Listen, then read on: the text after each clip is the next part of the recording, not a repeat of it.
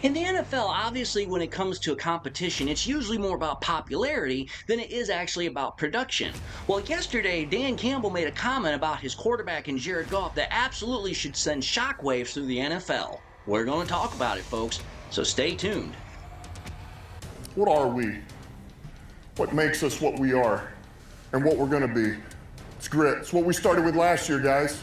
Doesn't matter if you have one ass cheek and 3 toes. I will beat your ass. Can definitely compete with the big dogs. 10, 5, end zone, touchdown, Detroit Lions. You guys are unbelievable, man. I'm telling you. We are driven by Detroit. Hello, Detroit Lions friends, fans, and family members. Welcome on back to yet another episode of MCM Motor City Mania. I'm your host, David T. Pike, and as always, we're diving on in. My friends, for this episode today, and obviously I want to say this as well, Happy New Year, welcome into the new year of 2025, but when it comes time to the end of the year, when it comes time to the end of the football season, obviously the first thing that people want to start talking about is, okay, who's making the Pro Bowl, who's going to the playoffs, things of this nature. But the other thing that people start talking about is the season awards. And obviously there's the awards of, who's offensive player of the year, rookie of the year, defensive side of that, whole nonsense. But the awards that typically get the most attention are obviously the Walter Payton Man of the Year Award, Head Coach of the Year Award, and the MVP award. Now, why is that the case? Well, one, those are your most prestigious awards, but also number two, to get those awards is truly something special. Because typically when those awards are handed out, that means that a lot of people from different viewpoints have to come together, vote upon something, and they have to make an agreement, or there has to be a majority agreement in order for that person to get that award. Now, as we know, the Lions have a lot of high expectations this year, but they're not mostly focused on awards. What they're focused on is winning the Super Bowl, and justifiably so. For us fans, on the other hand, it's a little bit different. Obviously, we want the Super Bowl. That's our number one priority. But we also want to see and be recognized by our coaches and our players for having accomplished such great things during the season. Now, Dan Campbell, he's definitely in the running for head coach of the year. I don't know why he's considered second to Kevin O'Connell, because honestly, I'm going to say this, I don't give a damn about the fact that Sam Darnold's having a great year and that somehow that puts him over Dan Campbell. Dan Campbell freaking has resurrected probably the most sorriest franchise in the entirety of sports history and has done it in such a fast and freaking ridiculous manner that I don't give a thunder what Kevin O'Connell has done. That does not trump that. But what we really need to talk about here with Dan Campbell is what he said about Jared Goff. That was such a bold statement that in essence he challenged the NFL by saying, listen, you guys need to stop and you need to really actually look at what's going on here. And the fact that Campbell pretty much said what he said was pretty much a massive kind of, bullhorn statement to the rest of the NFL, because what he did was he challenged the NFL and he kind of called out the NFL in a roundabout way as far as their favoritism, their popularity, if they will, when it comes to the MVP award. Now, as I've said in the past, the MVP award is a typical quarterback award. It's been like 12 years since another position has won that award. But the problem is that the last couple of years, the award has gone to who has been considered the most popular player, not necessarily the best player. Now, currently, the two most likely candidates to win the award this year are Josh Allen and Lamar Jackson. And I want to say this, that's not to say that these guys have not had stupendous playing seasons. They have. But the only reason that these guys are getting considered as a much higher candidate for that award is a twofold reason. Number one, the NFL is trying to find another duo, a quarterback duo, kind of like they had with Peyton Manning and Tom Brady, to pair opposite of Patrick Mahomes. For a little bit, it was supposed to be Joe Burrow, but Joe Burrow's on the Bengals, and the Bengals haven't really done anything the last couple of years. So now they're trying to, either do it with Josh Allen or Lamar. But if we want to be honest here, there is only one quarterback in the entirety of the NFL that has a perfect record against Patrick Mahomes in the biggest games of the year. And when I'm talking about our primetime games, and that's Jared Goff.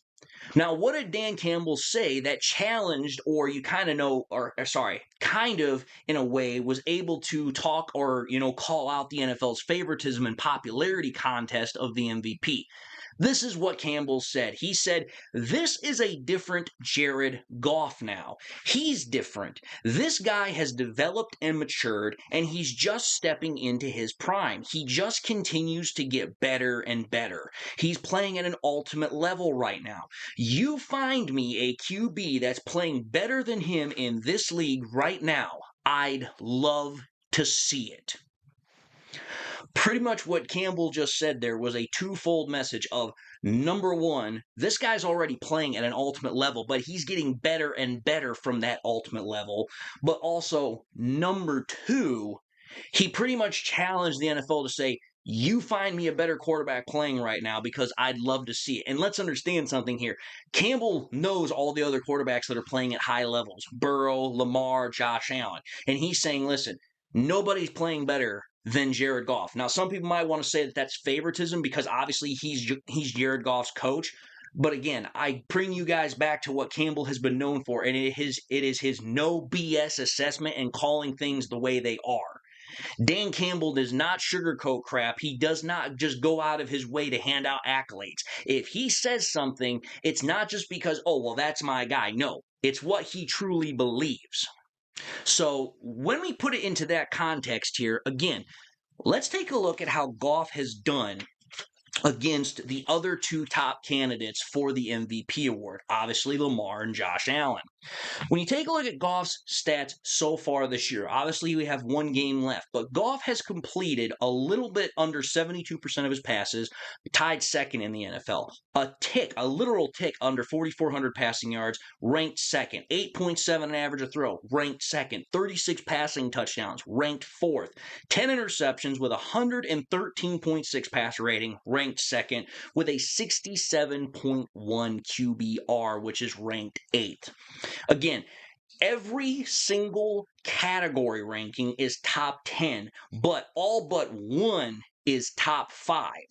And all but one on top of that is top 3. Goff is playing at a supremely elite level. So that's Goff. Well, what about Josh Allen and Lamar Jackson? Let's take a look at Josh Allen's numbers. Josh Allen is throwing almost 64 completion percentage rate, which is ranked 24th. He has just a little over 3,700 yards, which is ranked 10th. He has 7.7 an average throw, which is tied for 8th. 28 passing touchdowns, which ranks 6th. 6 interceptions with a 101.4 passer rating, which ranks 7th. And a 76.7 QBR, which is tied for 2nd. Okay. When you take a look at Josh Allen, there is a much larger spread, not only in terms of the number difference between him and Goff in terms of stats, but there's also a much larger spread in terms of the rankings between him and Goff. So again, just from the picture differential of those two in terms of their stats and their rankings, it's not even a comparison. Goff absolutely spanks freaking Josh Allen's ass. Now we get to Lamar. Lamar, as I put the stats up on the screen, he is ranked 10th in the NFL with 67.9 completion percentage rate. He has just 45 yards less of 4,000 yards, which is ranked 6th. 8.9 an average of throw, which is ranked 1st. 39 passing touchdowns, tied 2nd. 121.6 passer rating, which is ranked 1st, and a 78.0 QBR with 4 interceptions. And that QBR was ranked 1st as well. So, okay.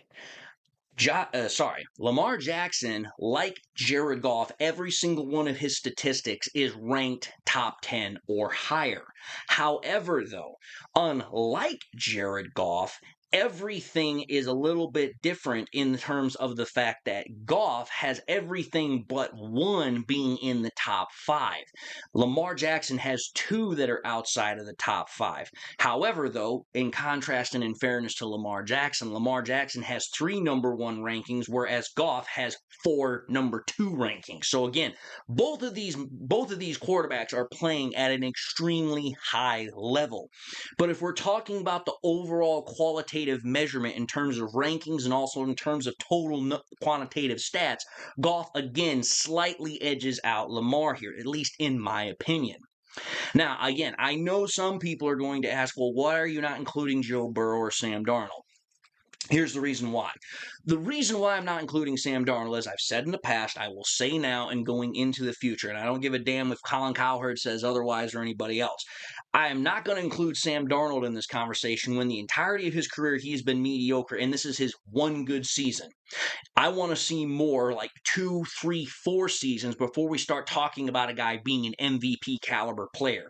That's BS that you're going to start trying to talk about a guy that has had a majority of his career being mediocre and then all of a sudden he has one great year and now we're going to start talking about him being an MVP caliber player. I don't think so. Now, for Joe Burrow, we know he's an MVP caliber player, but the problem is I can't throw him in that conversation when literally a month ago he was 4-8 and now he's 8-8. But everybody's going to say, well, David, that's pretty good for him, right? Okay. Let's back up here, folks. When you take a look at the 8 wins that the Bengals have and the 8 wins that Joe Burrow has produced for his team, only one victory that the Bengals and Joe Burrow has is against a team that is currently 500 plus or better. And that is the team they just beat in the Broncos. The other teams they've beaten are teams like the Panthers, the Titans, the Browns. I mean, dude, these are teams that are absolutely atrocious. The Raiders are another one. It's like, they're beating teams that are absolutely crap. When it comes to actually beating teams that are good, completely different story. So that's why I can't put Joe Burrow in there. Even though he's having a fantastic statistical season, it's like, you're not beating good teams. You're beating crap teams. Come back and talk to us when you're actually beating playoff contenders, Super Bowl contenders. Then we can have a conversation. Now, that's one part of the conversation here. But the other part of the conversation is, when you take a look at what Jared Goff has done over the last pretty much 2 months of the year, he's playing at such a level that not even Lamar or freaking Josh Allen can touch him, statistically, both quantitatively or qualitatively. Let's take a look at what Goff looks like over the last 7 games. So if you take a look at this, Goff has completed almost 72% of his passes since his last 7 games. So I'm talking about from the Houston game until now. That includes an 8.7 average per throw, 2,318 passing yards with 20 touchdowns to 1 lone single interception with a 121.9 passer rating and a 6-1 record as a quarterback. Okay, that's damn fine quarterbacking right there. Excellent leadership, excellent production. When you have a 20-1 touchdown interception ratio, you're playing about as good as you're going to ever play the quarterback position over the course of the history of the NFL. That's number one. But what about Josh Allen and Lamar Jackson? When you take a look at those two, Josh Allen over the same time frame, the last 7 games he's played, 62.9% completion rate, 7.8 an average a throw off of 1,730 yards, only 11 touchdowns with 4 interceptions, a 96.2 passer rating, and a 6-1 record. So the same amount of wins to losses, but the qualitative and quantitative stats, they're not even in the same ballpark. Like, you might as well be talking about as far as east is from the west. The two never touch. And then we get to Lamar.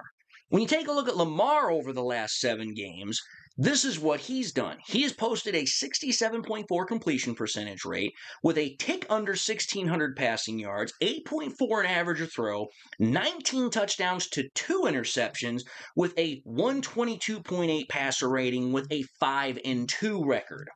Now, Lamar Jackson has 1 extra loss than both Goff and Allen. But the thing about this that really threw me for a loop is that Lamar has less passing yards than Goff. He has a less pass per average than Goff. And he has less touchdowns and more interceptions and a less completion percentage.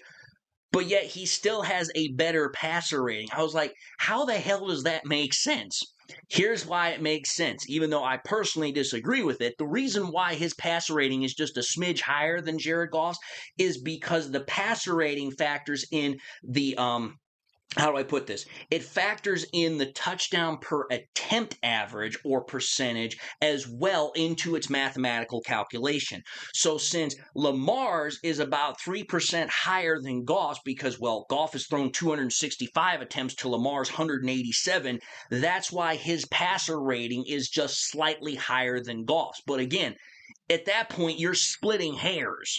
The point of the matter is that over the last 2 damn months, Goff has played the position of quarterback probably better than anybody has in times past or present.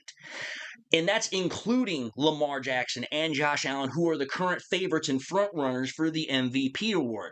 So when Dan Campbell is saying, you try and find me a quarterback that is playing the position better than Jared Goff, not only is he saying it based off of what he's seeing on the field, but the statistics that I have provided, they back it up, and they back it up in a big way to where it is indisputable evidence. I know some people are going to try and say, well, Lamar and Josh Allen, they do other stuff. They can run and scramble. I'm going to tell you this right now. I don't give a damn how much they can run or scramble, because the point of the matter is let me ask you this question. When was the last scrambling quarterback that won a Super Bowl? The answer to that question is a big old freaking fat goose egg. It has not happened. Every time that a Super Bowl has been won, what has to happen? The quarterback has to win by throwing the ball, not running the ball. That's why playing quarterback is more predicated on how well you can play from the pocket, how well you can throw the ball, how productive you can be as a passer, not as a runner. So when people want to look at Josh Allen and Lamar Jackson and say, oh, well, they're productive on the ground as well, I don't give a damn. That should not be the predication upon how you judge a quarterback. The predicating factor, the measuring factors that need to be talked about when you're talking about who is the best quarterback and thus the best player is how are they doing? How are they producing as a quarterback? What are their numbers? What are their touchdown interception ratio? What's their passer rating? What's their completion percentage? That's what matters, not how flashy you are on the field, because you know what? We've seen a lot of flashy players that ain't done bupkis over the course of their career. The guys that are like Tom Brady and Peyton Manning that are no flash and all substance, oh, that's right. Over the last 20-something years, they've not only won 10 Super Bowls, but, oh, that's right, they've been to damn near 15. I think I will take substance over flash every damn day of the week, twice on Sunday, and I think most NFL GMs will as well. But anyway, I just wanted to talk about this because, again, whenever Dan Campbell says something, you better perk your ears up and you better pay damn close attention, and that's exactly what I'm trying to do with this episode. But having said that, I'm going to end this episode and say thank you all for watching in another episode of MCM Motor City Mania. If you like what you saw, by all means, highly encourage y'all to watch the next episode, but I also encourage y'all please to do one of these 3 things: like, comment, and subscribe to the channel. If by chance you subscribed in the past and you forgot to do so at the time, I want to highly encourage y'all please to make sure you hit that bell notification icon so that way you guys never miss any more content I push out. Also want to encourage y'all please to share this content with your Lions friends and family members. Share it here on YouTube, share it on Twitter, share it on Facebook, share it anywhere and everywhere you possibly can. And I also want to say I hope you all enjoyed the content. Whether this is your first time watching me or you guys have been watching me for a long time, I hope you all got something out of the content. And I hope everybody here has got something in their life that makes them happy, makes them smile. And I hope everybody has a great start to their new year. God bless, my friends. And until the next time we meet, I'll see you all in the next episode.